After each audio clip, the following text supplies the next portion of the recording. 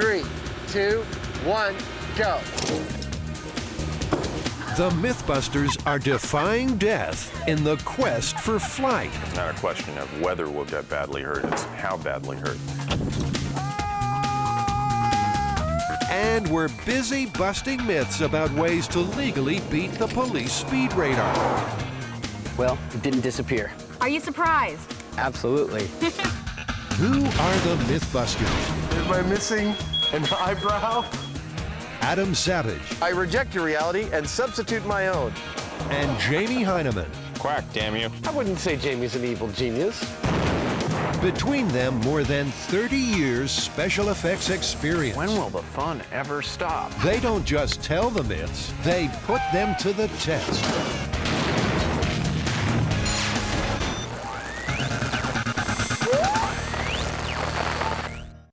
Ever since we realized we couldn't, humans have wanted to fly like the birds.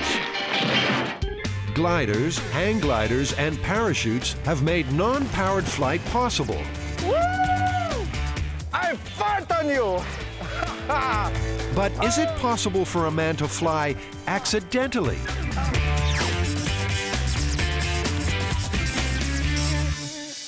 Plywood builder. Walk me through this one. Apparently a construction worker up on the top of a building was holding on to a 4x8 sheet of plywood on a windy day, and the wind picks him up off the top of the building over the edge. Not only does he manage to hold on to the plywood, but he controls it well enough to be able to land several floors below in the building unharmed. Cool, flying myth. Yeah. What's the overall plan here? What are we going to end up doing? Well, I think Buster's going for a ride with a sheet of plywood, but ultimately, if we can, one of us should take a ride. You know, if I'm going to take that leap with a sheet of plywood as my only safety, I want to do some very serious testing before we do that. I mean, I'm thinking scale plywood and figure correct weights to scale and really see what kind of lift ratios we get out of this thing before we take that leap. No matter what you're searching for, you'll probably find it in Jamie's M5 storage system. Toys, excavator. If you look hard enough, you might even find a mini Buster. Jamie, there's a guy here who seems kind of perfect. It's a toy prototype built by Jamie. I think we should go for the goatee, but that's just because I like a goatee. Mini Buster is the right height, but is he the right weight? I am roughly 6 feet at 180 pounds. Thought you were 190. Okay, I'm just using some easy, I'm 190. Let's say, stand 85th percentile male, right? 6 feet, 180 pounds. Proportionally, that's 72 inches to 180 pounds. 10 inches tall, 25 pounds. I just did the math. I need him to weigh 25 pounds. So you're saying that he needs to be built out of depleted uranium? Do you have some? Is it under D or U over here? Adam figures he should be calculating volume, not size. So in fact, Mini Buster is close to being the right weight. The small-scale testing also needs a sheet of mini ply. Just almost exactly 50 pounds. We're weighing a piece of plywood so that we can replicate this in a small scale.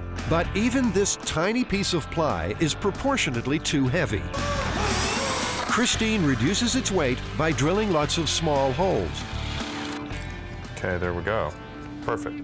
This is a scale replica of what, say, Adam or I with a full-size sheet of plywood would be if we were 10 inches tall. A high-speed camera will shoot Mini Buster falling in front of a scale rule. A computer will then calculate his drop rate.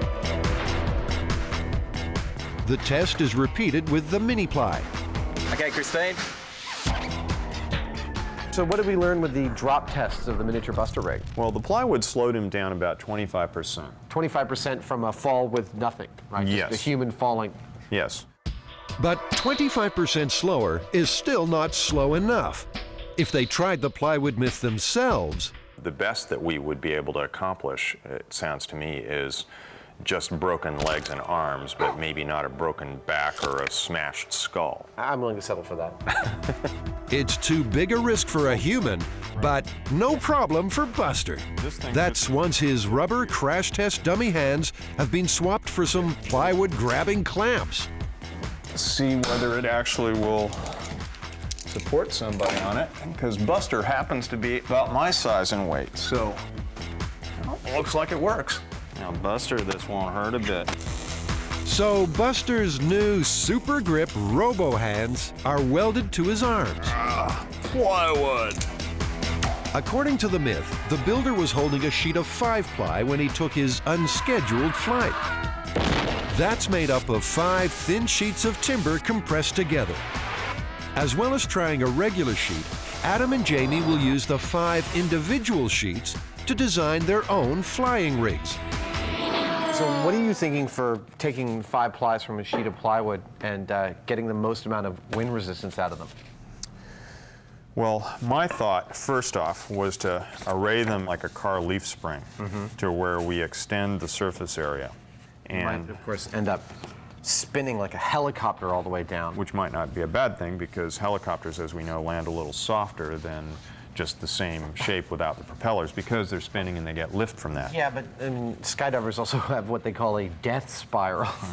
Well, there is that. See, I'm thinking of something totally different. I'm thinking of laminating them in such a way that you actually get a curve out of it. Sure, the original myth only involves 1 sheet of 5-ply, but Adam and Jamie really want this to work. So they're using the 5 single sheets to build the most efficient plywood flying rigs they can. Adam coats the cardboard sheets with light spray-on glue and then puts them together in various 5-sheet permutations. It's a nurse's hat. Oh, Nurse Savage. So these two represent Jamie and my first ideas about the best ways to slow your descent using 5 plies of plywood. I went with the air scoop idea, but Jamie is trying to make the most square profile to the air going down. And then I started to think, could you just have a little hole in the center and get a lot more square footage? I'll try this.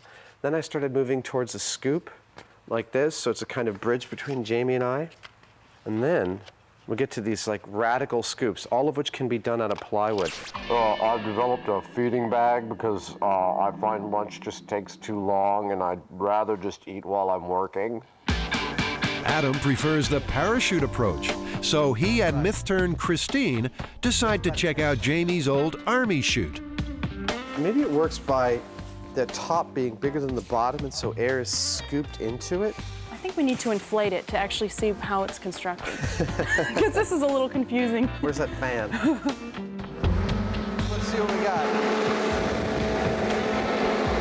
This parachute is about 12 feet wide, 28 feet long. That's almost 300 square feet of area working against the wind. Turned off my fan. 300 square feet, and not much weight. 168, it's about a 10-pound parachute. I feel like I'm caught in an unruly evening gown. All right, so it's about a 10-pound bag. The parachute weighs 5 times less and has more than double the surface area of the 50-pound plywood. I guess it might work. So what have you been thinking? I'm not sure which approach is best. Should we be going towards a parachute or an actual airfoil? You know. Well, I mean, I think we want to do one of each. I think we want to do one parachute design, like my flying nun thing, and one wing design. Using the cardboard sheets to design his wing, Jamie attempts to maximize surface area while not compromising strength. The scale prototypes for Jamie's wing and Adam's parachute are complete. Time for a test run. We're going to do some drop tests with some of the first mock-ups of these flying rigs. I've got one that kind of looks like the flying nun's habit, and Jamie's got one that's just a broad piece of as much material as he could get with a couple of stringers. Hopefully we'll have at least some idea what this is going to do before we actually go out and do it in full scale. First off, Mini Buster gets no help at all. 0.9 seconds. Go. Then some combination wing parachute designs slow his fall Go. a little. 1.11 seconds. What's Is our this next the Jamie one? wing? Yeah. Jamie wing. 3, 2, 1, go. 1.05 seconds. Back to the old drawing board. Now for Adam's pentagonal parachute design. That actually wasn't too bad. That was the best one yet. That was 1.48 seconds. But Jamie won't take this lying down. He refines his wing prototype. Ready when you are.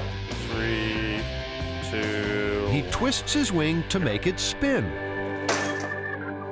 1.4. That's interesting. That's up there with the high performers on the other ones. Yeah. So we've decided on the two that we're going to make. One is the hexagonal parachute and the other one is the wing here then, because this actually got almost as high a performance. All right. The cardboard scale models have done their job, but the real test will come when the flying rigs go full size.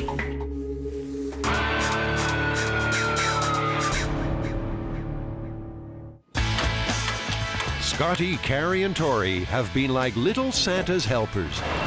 Oh, I'm gonna be sick. Whenever Adam and Jamie have devised some myth-busting mayhem, it's often been this trio's job to make their boss's twisted visions a reality. This time, however, they're gonna be in the driver's seat. That doesn't look right.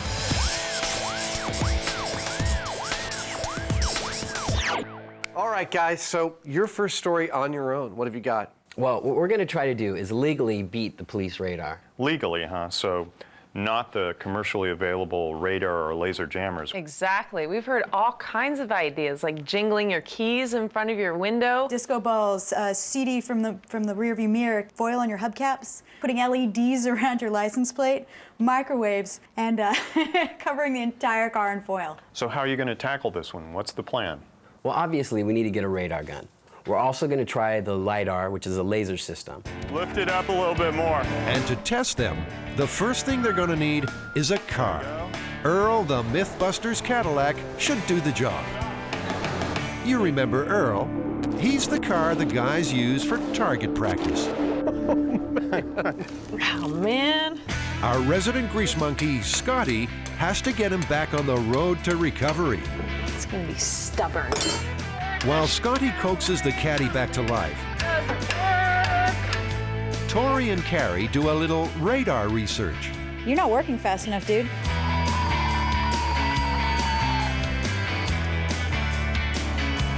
You got up to 16 that time.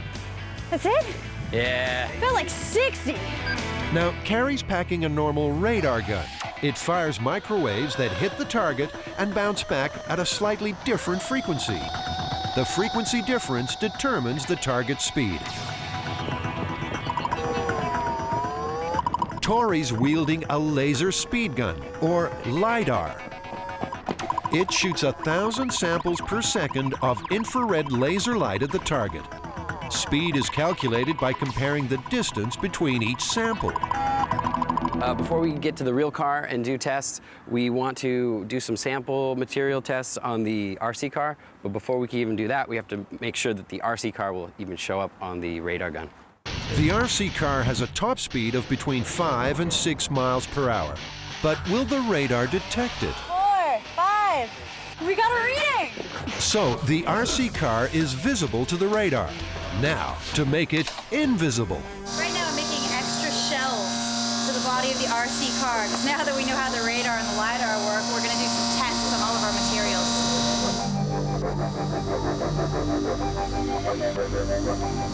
Beautiful, it came out perfectly. The game of radar hide and seek has been played out since World War II and has sparked the growth of stealth technology. Modern stealth aircraft have flat surfaces and sharp edges. They're also coated with materials that absorb radar. So every foot? It'll take way too long to coat Earl in all the materials the myths mention. The remote-controlled car is a much simpler option. But why the blue paint? Theoretically, it's supposed to change the wavelength of the reflective light on the LiDAR, so we'll see if we can pick this up at a different distance. Are you ready? I'm always ready. Okay, go! How fast? 5 miles an hour, 6 topping out when you get to the finish line. We'll never get pulled over for going 6 miles an hour. So we're actually picking up this car sooner with the blue than without the blue. Isn't it supposed to be absorbing the light? That's what they say. It's actually making it easier for us. Myth number 2, prism tape. This stuff's used to make fishing lures. It might fool fish, but can it rattle the radar? All right, yellow reflective. Go. Well, the reflective tape is, as far as the RC control is, it's a myth. I'm picking it up a lot faster than the control. And I have no change at all. It's the same thing. I'm picking it up just at 50 feet. So far, no good. The most common myth that we've heard of is the tin foil or aluminum foil. So what we're going to try now is the aluminum foil over the car. Go when you're ready. 37. Is it doing anything? I'm actually picking it up sooner. So if you're avoiding a ticket, this is not the way to go. One of the myths says that an LED will mess up a LiDAR detector. So what I'm going to do is I'm going to rig up this test one with an LED. Go! LEDs are infrared, and they're supposed to scramble the LiDAR's infrared beam. So the LED do anything? The LED seemed to have no effect on the laser. Well, it didn't have a significance difference, but it was about 10 feet in difference. We might want to try it on the big car as well. So on full scale, that could be a mile. The only thing left, a type of paint which is supposed to absorb radar. It's actually embedded with a bunch of iron and makes it really heavy. It goes on like frosting. And it's so expensive that if you were actually going to paint your car with this, you might as well just pay off all your speeding tickets. The paint's so heavy, the RC car won't even go. Don't give up, Scotty. You can barely go. Has this myth been busted before Earl the Caddy is out of the garage? They look really cool, guys. Did anything you tried have any effect on the radar's ability to detect them? The radar can detect all of these cars. We also can write off the prism tape. It actually made it more detectable. It's supposed to deflect the laser, but it's actually reflecting it back better. So the plan now is to go with the most popular ones like flat black and tinfoil, and we have a few tricks up our sleeve as well. But before Scotty reveals her tricks, can Adam make plywood become flywood? Adam and Jamie are testing the myth of a builder flying off a skyscraper while holding a sheet of plywood. They're helping the myth out by using 5 single sheets to create their own flying rigs. After testing scale models, Adam has decided on a parachute-like design, and Jamie is building a wing. Go back further. So. The plywood wing will be big, 4 feet wide by 20 feet long. And that's the reason they're measuring the workshop. Never build anything inside a space that you can't get it out of. The plywood sheets may be heavy, but they're also fragile. Adam removes his 5 sheets from the 12 available. Screw. Make that 11. One tour, bringing it out, trying to get it out of the way of Jay, the cameraman. Using a scale model, he calculates the angles for the full-size version. He measures up the sheets and then lays them out. Meanwhile, Jamie is placing the sheets for his wing on a cradle made from 2x4s. Well, look at what you're doing. You're going to laminate it up on the curve. Yeah, you know, I figure we'll get the glue to actually help it hold its shape before we put the struts in. Jamie's plan is simple but effective. He'll achieve a curve in his wing by placing weights in the center of the plywood sheets. When the ply is glued, the curve should remain. Meanwhile, Adam glues his plywood using a Jackson Pollock impersonation. Then, to press the sheets together, Adam uses a Fred Astaire impersonation. Adam's pentagonal plywood parachute is taking shape. He's just got to remember, those sheets are really fragile. Now they're down to 10 sheets, and there's no room for error. I need one more piece. The last sheet of ply is found and slid into place carefully. Got it? All right, cool. You can let that down. Thanks, honey. Boy, that was a pain in the ass. Jamie's wing is looking good. Oh, and I want to put the strip down. Narrow strips of ply are used as strengtheners. Yeah, charm. Okay, now we go out and bring the pipe in. Finally, the curve is achieved by adding whatever weights Jamie and Christine can find. There we go. Cool. I'm actually really happy how this came out. And tomorrow when the glue is set, we'll remove all the wood, and hopefully this will retain as much as possible of this curve. This will give us something to work off of for the final touch, which is the twist, because I'm going to put a diagonal on this that'll torque this thing a little bit and create a propeller shape, which gives us the spin, and the spin gives us the lift, which slows us down. Could a builder fly through the air on a sheet of plywood? Adam and Jamie have glued together 2 plywood flying rigs for Buster to find out. But how will they know if Buster survives? Jamie, a key part of this myth is going to be how lethal is Buster's impact when he lands. And we have installed auto industry computer accelerometers in him before with greater and lesser degrees of success. I mean, we're always entering MythBusters meter hell. I think it's time that we build our own G-force meter. Yeah, you know, if we can't find it, we'll build it ourselves. Exactly. Inspiration comes to Adam in the form of a light bulb. I'm hoping that these light bulbs will end up being the sort of soul of MythBusters' home-built G-meter. We're going to put these inside a ball so that they break at a fatal amount of G-force. And to add a little drama and realism, the bulbs are filled with fake blood. If they break, we'll know it. It's a nice thing. Isn't that cool?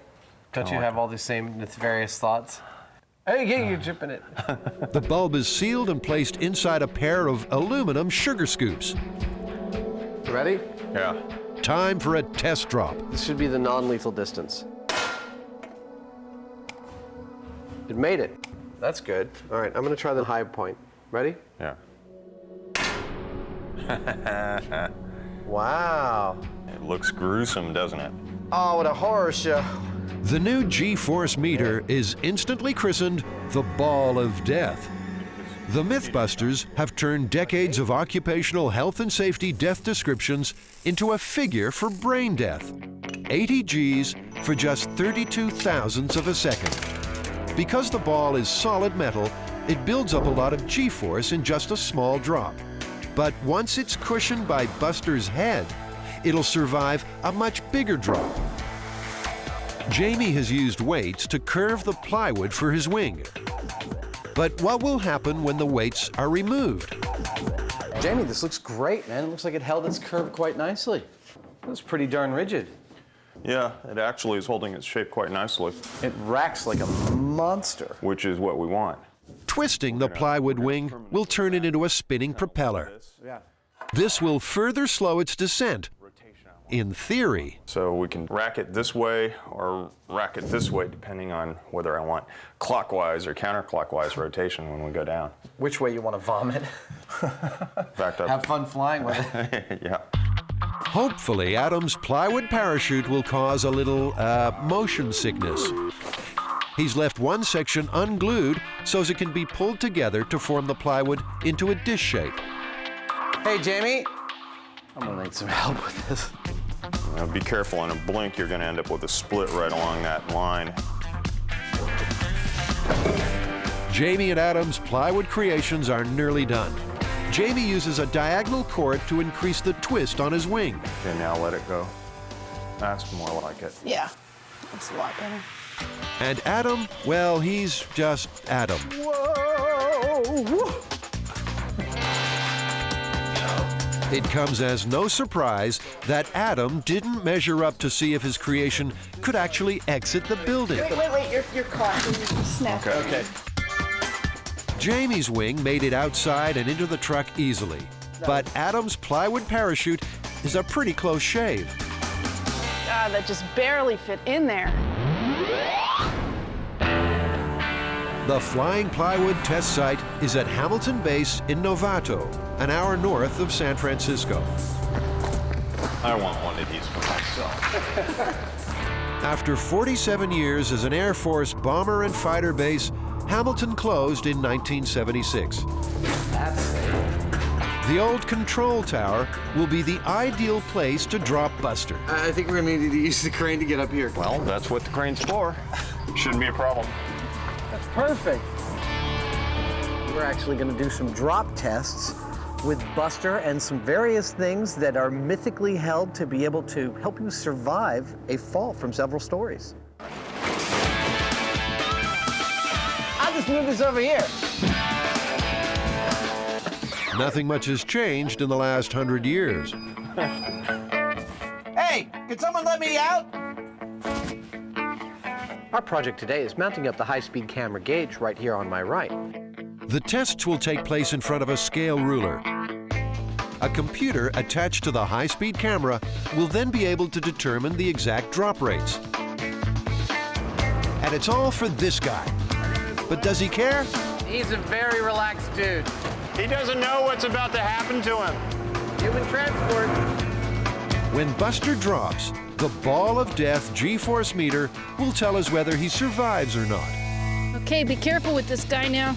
He has a brain. Buster will be raised up on the crane and then dropped on cue via a cable quick release. Once you get up in position, push the blue button and pull out the safety pin. Okay, When you pull out the safety pin, it's live, and when you yank on this, he'll drop. I got it. And to make sure Buster's the only one who drops, Jamie attaches himself to the crane with a safety harness. This is so when the machine tips over, I'm held firmly in place and can't escape the destruction. Those go under your butt. That was great. That was worth the whole season to watch that. There you go. Up goes Buster, 60 feet up. Oh man, Buster's toast. So they can work out if the flying aids do slow him down, Buster's first drop will be totally unassisted and very painful. 3, 2, 1, go. I was laying on the ground when he hit, and I felt the ground move a little bit. I never get tired of doing that. The high-speed camera reveals Buster is traveling between 34 and 35 miles per hour when he hits the ground. What's the verdict, Christine? I think he's dead. That's a shocker. Buster kind of looked like a baby bird that just fell out of the nest.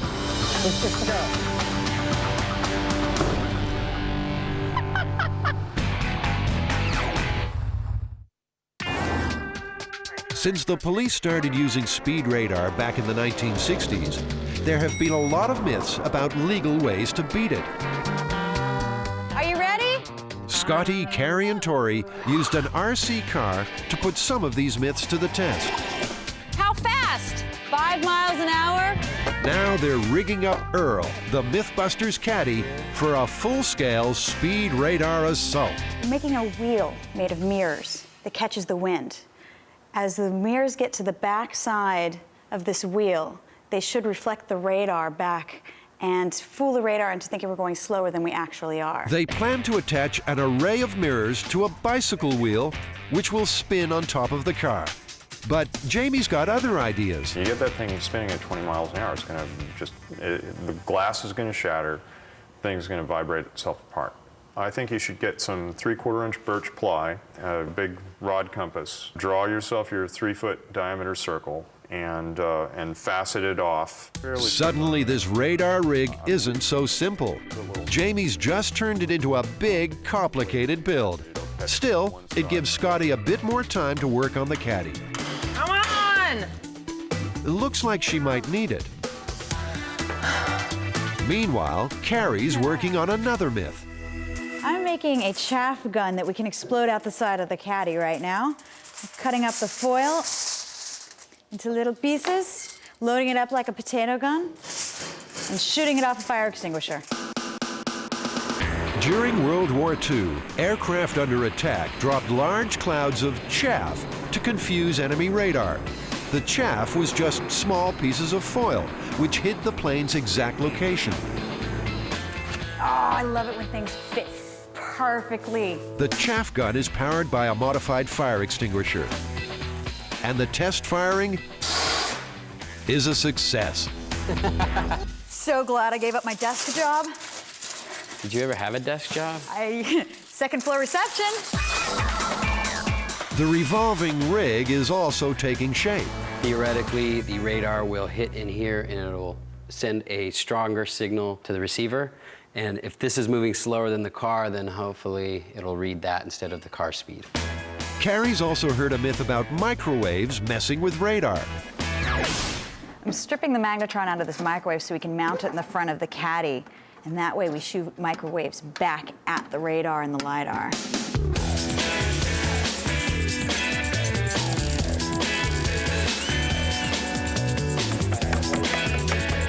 Well, if it doesn't beat the radar, maybe it'll intimidate the cop. The LEDs didn't trick the LiDAR when they were mounted on the remote-controlled car, but Tori thinks they're worth another try. 300 LEDs will be wired up to the Caddy's license plate. Finally, it looks like we're ready to roll. Revolving mirror rig? Check. Microwave gun? Check. If I were you, I'd stay farther away from that. Chaff gun? Check. LED license plate? Check. Now, do we have a car? Whoa! That doesn't look right!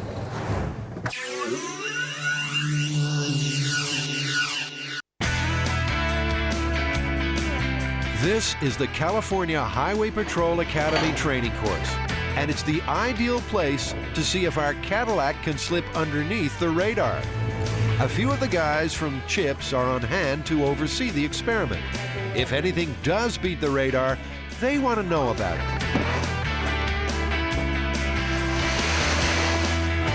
This is gonna freak them out. So in a lot of the tricked out cars I've seen, they've had a CD dangling from the mirror or they've had LEDs around their license plate. Does this do anything? It's not going to do anything, and plus they're both illegal. It's illegal? You can't have anything hanging down from your rearview mirror. It's going to obstruct the driver's view. So if you're gonna pull over somebody who has a CD hanging from their rearview mirror, I'm betting that you would pull over somebody that had a giant disco ball hanging from their rearview mirror. Absolutely. I'd love to see that. We're gonna try to get through the techniques that we think are kind of dumb first. So we're gonna do them all together. CD, can attach that to the mirror. All these shiny accessories are supposed to bounce back the radar's rays and confuse it. Which, by the way, that's illegal. But it looks so cool. Lastly, can you jiggle these keys to make sure it hits the radar? That is so stupid. On each pass, Scotty will keep the Caddy steady at just under 50 miles per hour. We're about to do a test. You ready? Okay, the Disco DeVille is Locked, loaded, and ready to freak out the radar. over. Whenever you're ready, over. On my way. Ooh, got it on radar. 39, 40. 48, up to speed. 49.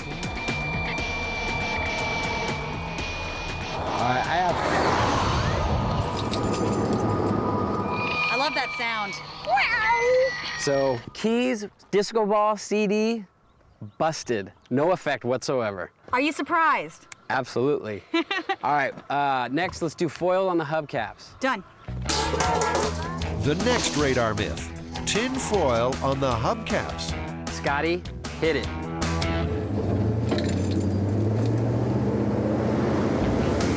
$42, $43. 700 feet, 47 miles an hour. Once again, though, the radar and the LiDAR have a fix on Scotty all the way. Still jiggling the keys, still doesn't work. Maybe that was too subtle.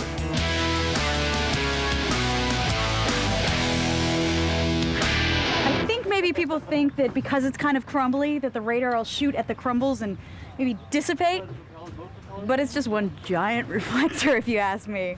You'll be able to see it from outer space. Yeah, she's going fast. Or I'm just picking it up way sooner. 47. Yep. Oh, yeah! Foil's been foiled. We'll see if the LEDs can light up this experiment. One infrared license plate. Perfect. All right, so the theory here is that these infrared LEDs are on the same wavelength and have enough intensity to fool the LiDAR.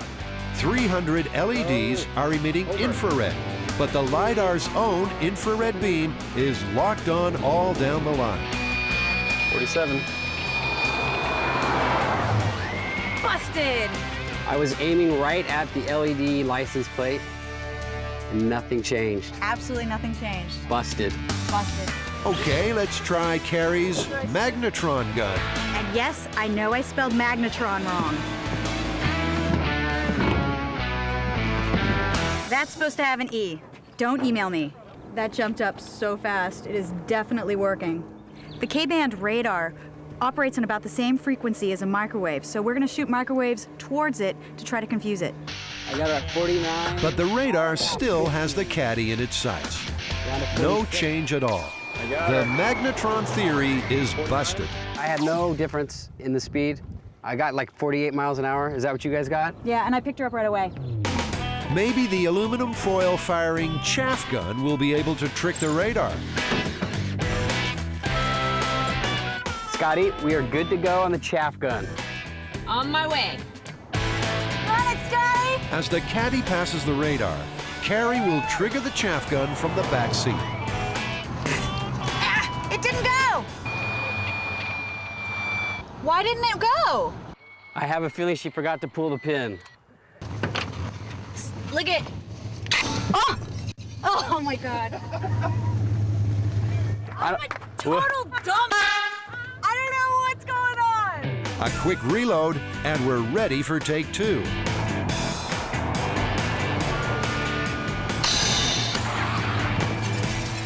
This time, Carrie's right on cue. But again, the radar is unaffected. It all blew to the side. Which is going to be more expensive, the speeding ticket or the littering ticket? The littering ticket. All right, now my favorite, the Wheel of Death. The mirrors on the Wheel of Death are supposed to be revolving at a slower speed than Earl is traveling. Will the radar detect the speed of the mirrors or the speed of the caddy? 46, 47. The radar result is exactly the same. 44, 42, 40. Carrie detects an anomaly. It's giving a weird Doppler reading, but overall, it's not really making it look like it's going any slower. In fact, the only surprise is that you wouldn't be pulled over for having this on your car. It'd definitely catch my attention, but it's not over height. There's nothing against it. There's only one thing left to do to try and make the caddy stealthy. Cover the car with matte black paint. Will the matte finish reduce the car's reflectivity and absorb the radar signal? It's like a 60s gang car. We're gonna pile in and go to a rumble. Well, it sort of looks like a stealth fighter. This is it. This is the one. This is the one where we think we may have the edge. What do you got? I got 48. 47. 47. Okay. Got it right away. That was our best bet, and it's busted. Time for the guys to report back to Adam and Jamie. Well, we tried almost every theory that we heard.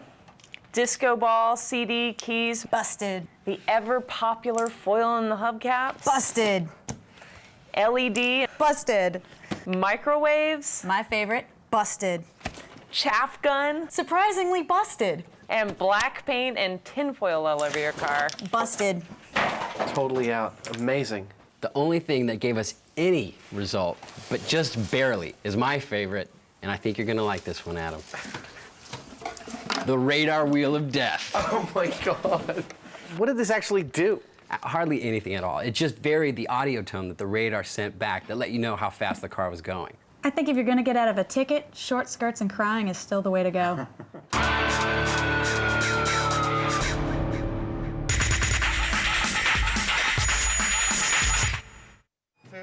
It's been a bad day for Buster. He's lost his head. They've amputated his hands, they've operated on his skull, and they've made him bleed. Could it get any worse? Buster's gonna die. While they're at Hamilton Base, Adam and Jamie are using Buster to test out a few other flying myths, like umbrellas. Christine loads up the Ball of Death G-force meter with the fake blood-filled light bulb. All right, safety device number 1. Buster's first mythical safety device is an open rain umbrella.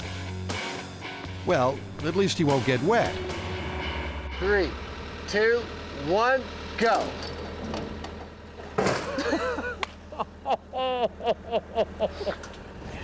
That was great, Jamie. Come on down. Well, it actually held up quite well. I'm looking forward to see if it slowed his fall even a little bit. First fall was 35 miles an hour. My guess is 33 miles an hour. Were you able to see that from up there? Yeah.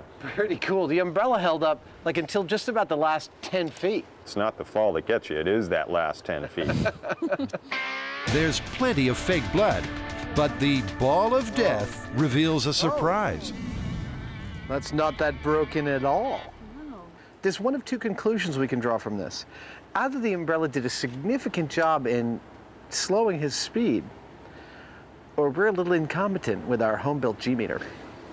And personally, I'd vote for the second one. The high-speed camera reveals what really happened. Feet first. So, because the umbrella held him upright, he actually fell faster this time, 38 miles per hour. Yeah, but what about the impact? Speed isn't the only factor in a fall. How you impact also affects survivability. In his free fall, Buster's head and body hit the ground at the same time. Even though the umbrella drop was faster, Buster's body acted like a shock absorber, greatly reducing the impact on his head. That's why the ball of death only cracked. He's probably dead anyway. Oh, you're dead. Let's get the big picnic umbrella. All right. Are you ready? Oh, yeah. Good to go. In 5, 4, 3, 2, 1, drop.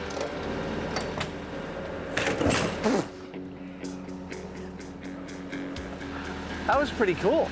That didn't look entirely unsuccessful. I'm trying to keep a straight face, but I can't. The picnic umbrella reduces Buster's speed to 29 miles per hour. Slower, but not slow enough. He's dead. It's no myth that a parachute is designed for this purpose, but can it open in only 60 feet? On my mark, in 5, 4, 3, 2, 1, go. That worked almost stunningly well. Buster's down to 28 miles per hour, but unfortunately, his head smashes into his own knee. I'm sorry. We did everything in our power, and Buster didn't make it. Yeah. Get off him, you pervert. He's a poor, defenseless dummy, and look what she's doing. As well as being killed 4 times already, Buster has sustained some pretty serious injuries. Time for some in-the-field surgery. All right. Let's get him up. Let's fly this guy. But sometimes even a crash test dummy needs a little positive affirmation. You know, Buster, everyone really appreciates how you're willing to take one for the team time and time again. Are you ready for a piece of plywood? Oh, I can tell you're feeling it. Oh, he's ready. Finally, the original flying builder myth is to be put to the test. He's gonna die, but it's gonna look great. We're locked and loaded, over. Remember, in the myth, the falling builder is able to glide gracefully back inside the skyscraper, totally unharmed. Go.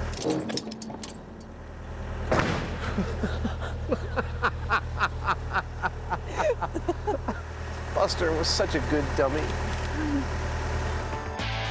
Rather than slowing him down, the plywood increases Buster's velocity to over 36 miles per hour.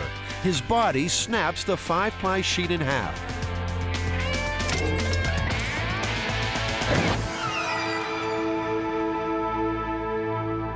He's got blood dripping out the back of his head. Oh.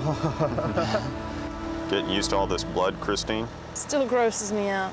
We can look at the speed tests and we can look at the death ball, but I don't think I need to see either of them to say this one's busted. Yeah, I'm afraid so. He went straight down. There was no deflection off to the side or anything, and he's done for. Let's go get our solutions. Let's go try my wooden parachute. Okay. Adam and Jamie have taken the 5 component layers of the plywood sheet and created 2 flying rigs for Buster to try. Jamie's design is based on a spinning wing, and Adam's is modeled on the parachute. Ready to drop. These rigs represent 3 days of skill, passion, and effort. Pity, really.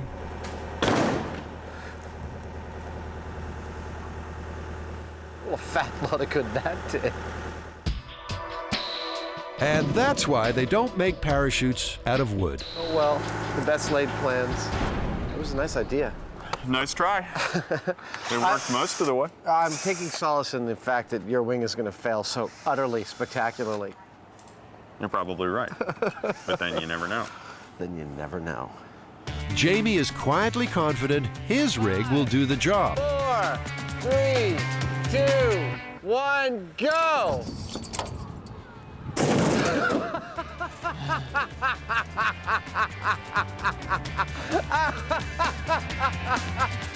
Woo! Do you feel better now? I do. I feel a lot better. All this Buster dropping has created an impromptu MythBusters fan club. So Adam, what do you think? Did he go slower at all? At least he didn't flip over again until the right at the last minute. It didn't spin at all, and then he went totally sideways and landed on its edge, and he just collapsed with it. It was a horror show. And unfortunately, he was off center, and the high-speed camera caught none of it. Bummer. Oh, man. Poor guy.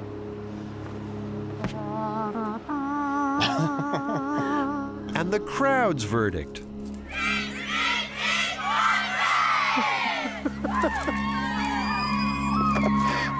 That was better than I could have ever hoped. Buster's day has come to an end. Now it's time to see if a MythBuster can fly. Adam and Jamie rig up the zip line from the control tower to the crane. The crane backs away to tighten the cable. Stop! Oh, I'm totally looking forward to flying with a piece of ply. I mean, even though Buster took a hard hit from it, we're doing a more controlled test so that hopefully Jamie and I won't get horrible head trouble while doing it. We're ready to go. But it is always a strange thing to throw yourself out over the edge of a 60-foot drop. Your body resists it. But this is the only way to find out if it's possible to control the plywood sheet in flight. We have liftoff.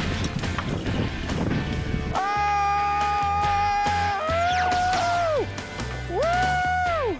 I fart on you! Ah! Oh! Ah! Ah! Ah! Forget about controlling this thing. There's no control. I mean, I tried pushing my head up against it. At the peak, I could not get it. It's just like all over the place. And I was holding it dead center. Huh. Well, that's the most interesting thing about this whole thing so far. I mean, we've tested everything we could, but short of actually jumping off a building and seeing whether you die or not. What? Jamie has even less control over the plywood. There's just no way you can steer this thing.